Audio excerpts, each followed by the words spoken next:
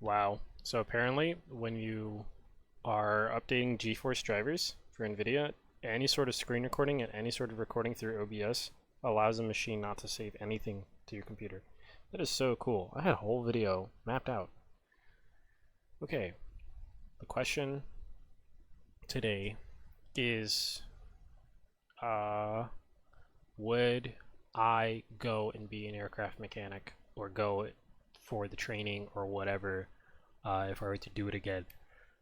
I don't think that's the best question to ask. And the reason why I don't think it's the best question to ask is because I've noticed that most of the time when people ask you some kind of question of, hey, would you do that again? Or, hey, would you recommend this or would you recommend that?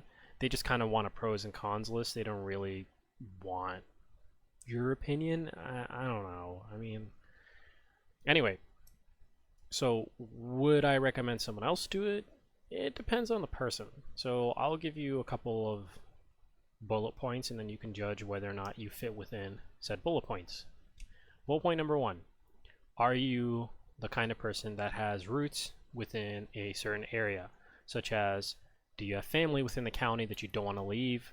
Or do you have a girlfriend? Or do you have a wife and kids? Or do you have something to where you really don't want to leave the area that you're in? And or you cannot just pack up, pick up, and leave at a moment's notice because a new job got um, opened up somewhere, or they want you to open a new branch or a new airline or a new airport in a completely different state, or COVID happens and the only job, the only jobs that want to hire you are in like rural Alaska and Florida and you wherever, right?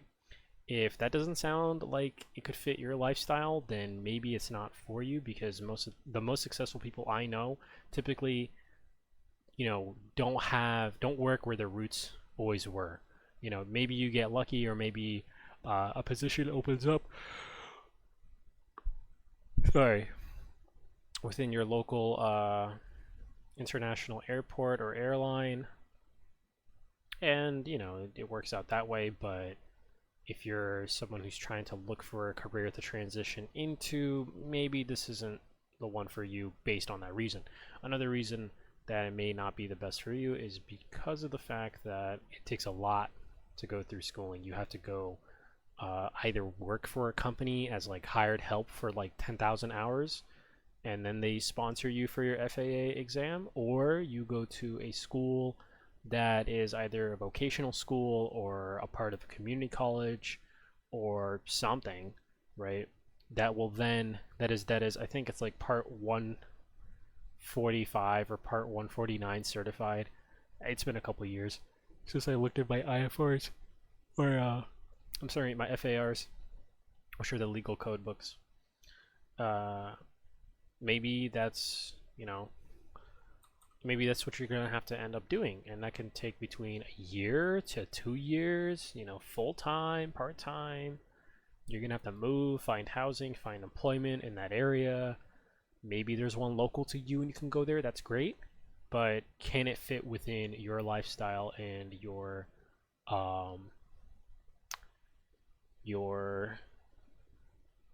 what's it called? Can it fit between your lifestyle and how you want to live and how you want your work to work around your life? If that's not the case, maybe this isn't for you. But if you're a person that just got out of high school and you don't really care about your roots, or you don't really have that many strong roots and you just want to get to the bag fast, yeah, go ahead. Go to your local school while you live with your parents, and then eventually just hightail it on where they were gonna send you to get you some money. Um, that can fit, that can fit your lifestyle as well. Maybe you're, someone who, has found a school near them, can't fit it with a part-time schedule, and in addition to this, don't really mind the fact that you're gonna have to, which is my third point, pay for your tools. Sometimes the upfront cost for tooling can be pretty high. For general aviation, it can be pretty high.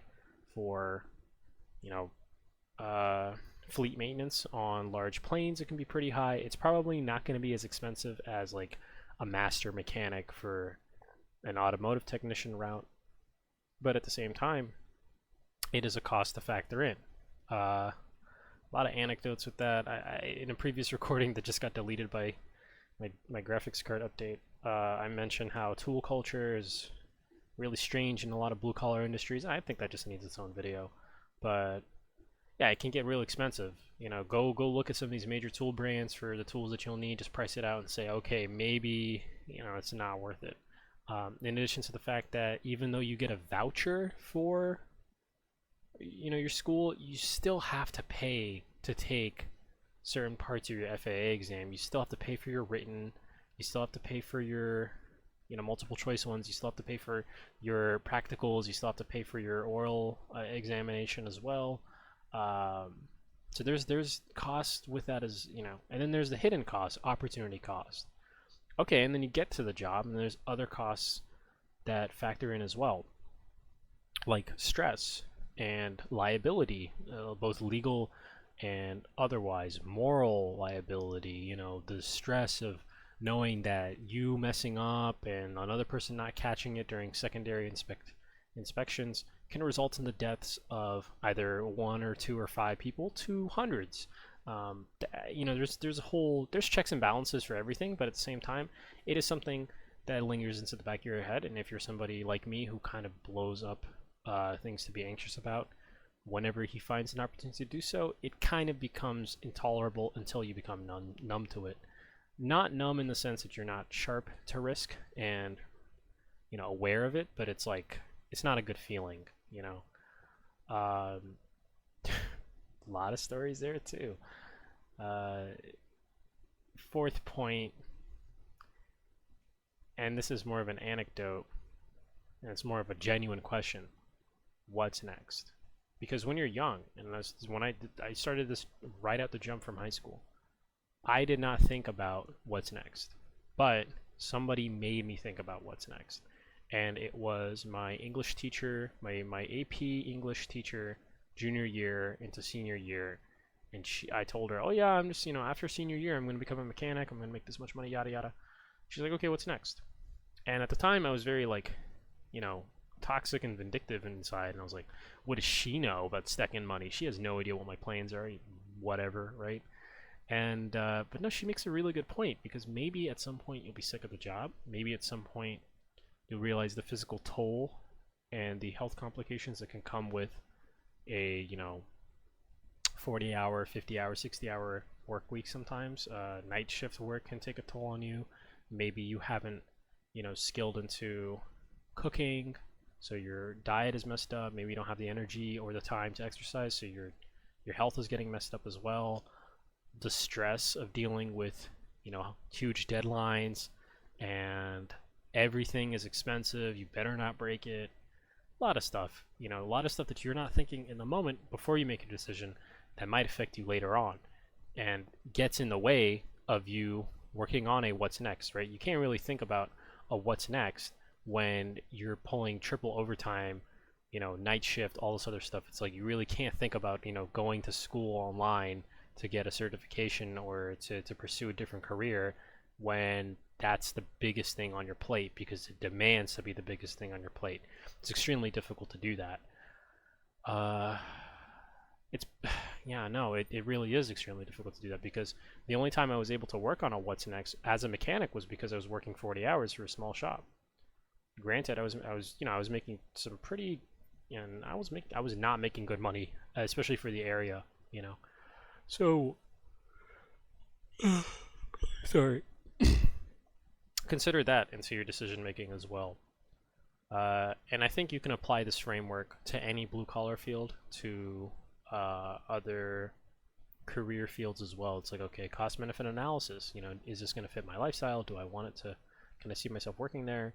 Now there's there's a point where the questions become a little bit ridiculous, and you kind of get in your head about your own capabilities or what's possible for you to pursue. And that's when you have to define the lines between reality and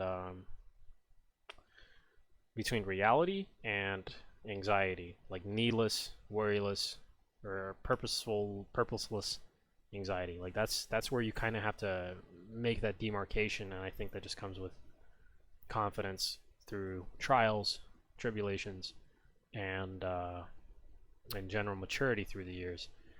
But it is something to consider as a potential pitfall when you're making a decision process like this. I hope this helps somebody out there make a decision. I feel like I'm poo-pooing on it too much, but I'm not gonna lie. I mean, like, there's a lot of cons. Don't get me wrong, but if you don't care about any of them and are just totally fine with, you know, doing a fuck ton of overtime or doing, you know, regular hours in addition to something else and just stacking money, and you don't care about moving or you don't care about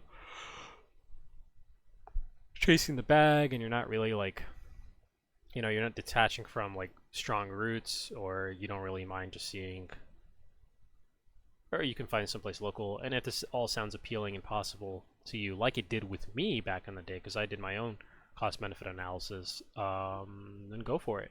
But otherwise, I would not recommend it. But at the same time, it's always your decision. So, hope this helps somebody.